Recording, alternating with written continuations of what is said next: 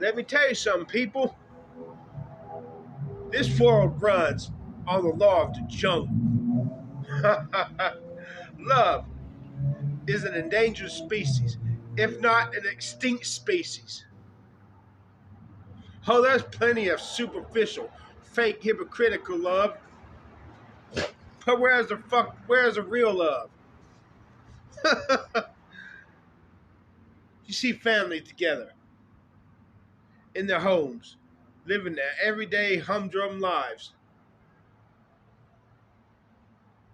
Son, please don't do that. Please turn off that air conditioning. People get so irritated. Is that family love? Everyday family love?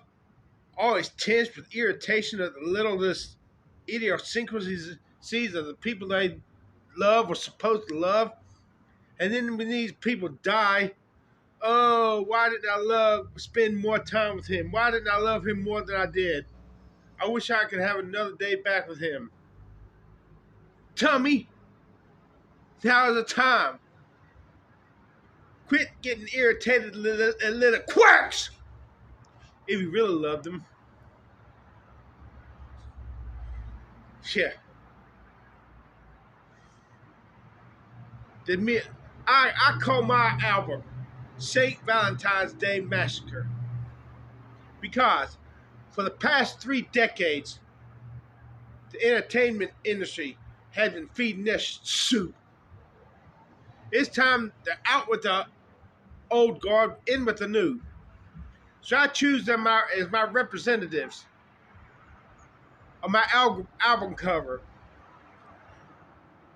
I'm standing with a Tommy machine gun with a smile on my face, holding it like this at the scene of the crime with 4 faces on the people who were just shot. Dr. Phil, he's a representative of the past 30 years of this putrid entertainment industry where they don't serve up songs, they serve up beats. They don't serve up rap, they serve up crack. They don't serve up rock, they serve up garbage.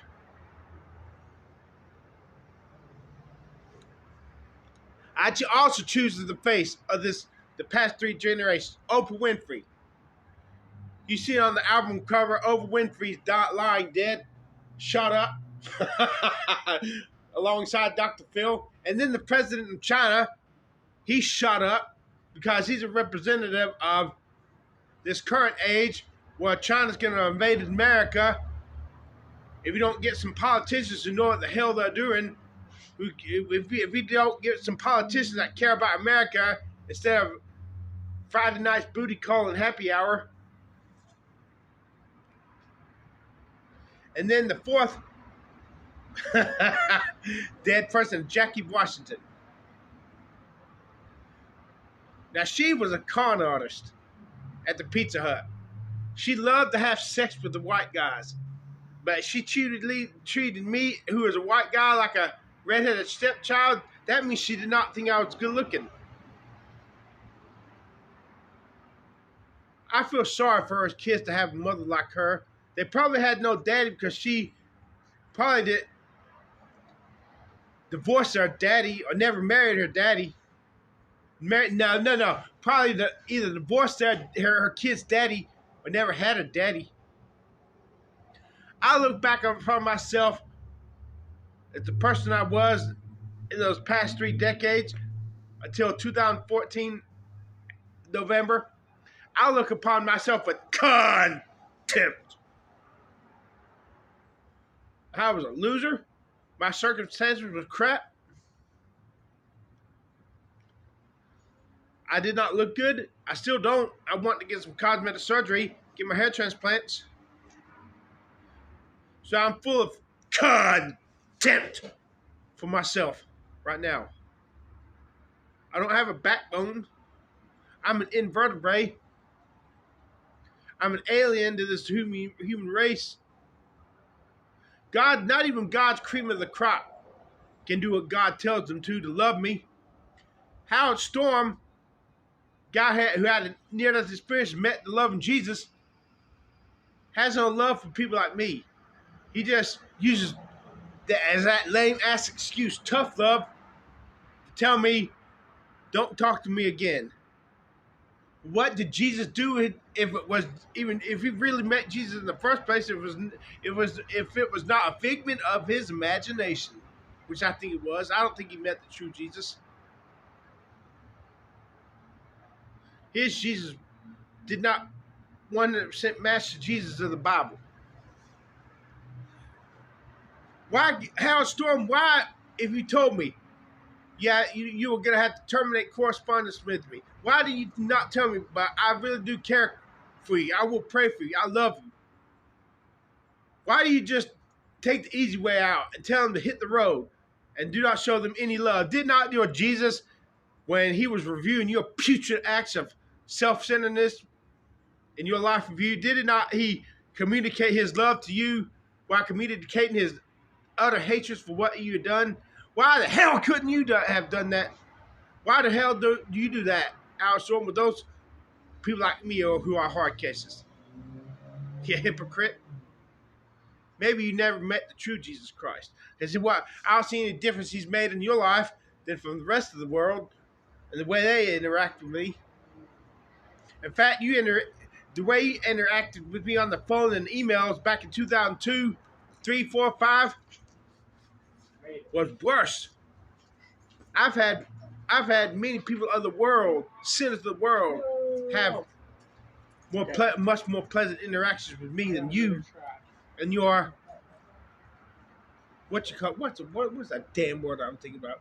Contemporary Dr. George G. Ritchie III, who was like a cold morgue stone. And so help me God, if I do not look in my 20s, I curse God. If I do not become a good-looking guy, I curse God. If I do not lose this weight and become sexy, then I curse God. If I do not get my head full of hair, I curse God. If I do not truly have the following forms, look at.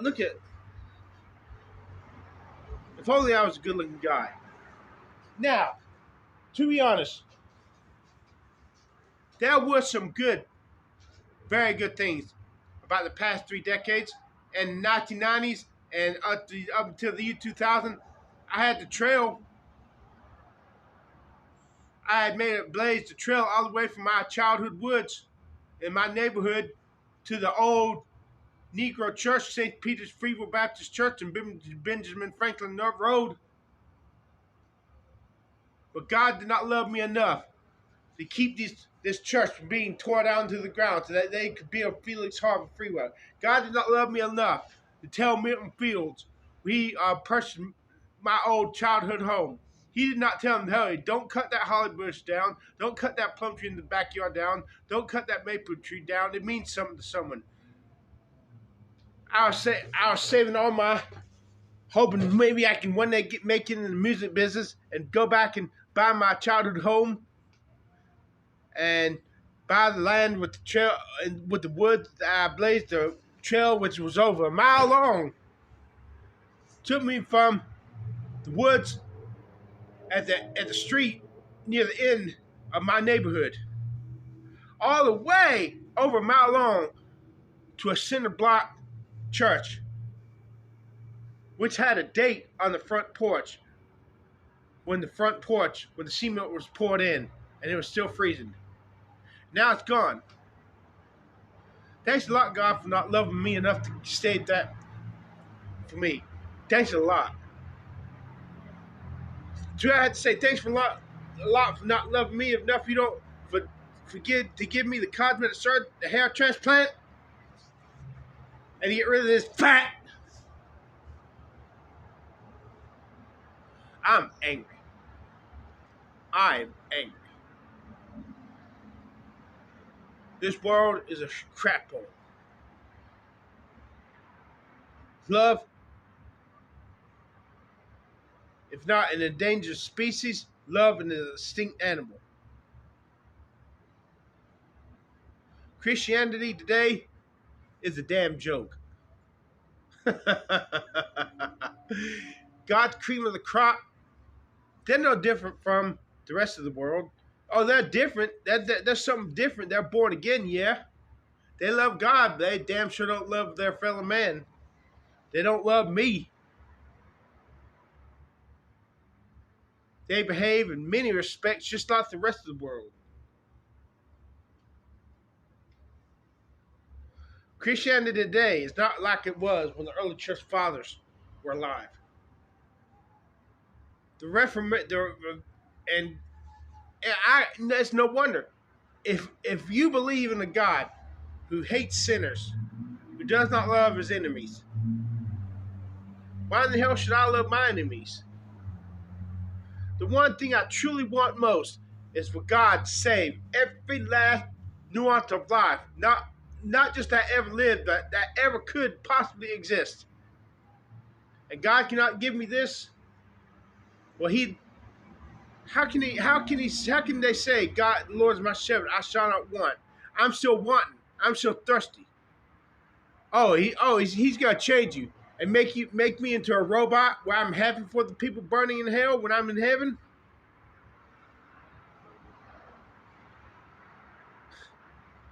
And you wonder why I don't care about getting my rewards in heaven instead of down here on earth, when I can still be a expression of myself down here. I need self-expression. I don't want to be just a Stepford child forever and ever in the kingdom of heaven when I die. If I'm gonna be a Stepford child, if I have to go to heaven, yes, I will. But if I have to be one of the God's Stepford children, when all is said and done, and God wraps this shit up, I want my self-expression down here. I want to express myself fully. I want to I want to influence the world. I want to influence America, and then the other countries, Europe, South America, Mexico, even China. Because in the end, we'll just be gonna be Jesus clones in the image of Christ. And the thought of losing my self-identity is terrifying. The thought of death being the end is terrifying.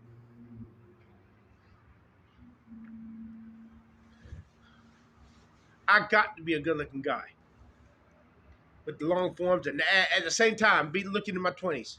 I don't want to look like some clumsy ass middle-aged man.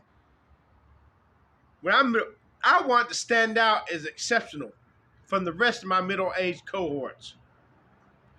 And when I'm old from my fellow old farts, I want to stand out as exceptional in that I'm mistaken for a college kid, or at least a young middle-aged 20-something person with that baby face that looks like I've lived a stress-free life.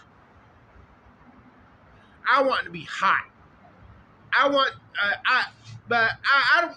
Let me tell you something about what's hell. What would be hell for me? Utter hell for me. Okay, this would be hell for me. I wake up one morning. I look in the mirror. I know I'm a top-notch guy. I look 20 years old. My forearms are long beyond my wildest imagination, but to my utter satisfaction, I can run 25 miles an hour for 5 minutes at a time. I'm strong as hell. But yeah, I don't look like Hulk Hogan. I look like a tone. Hot. I guess surfer boy. Hot, foxy, boyish. Man. I got my trails.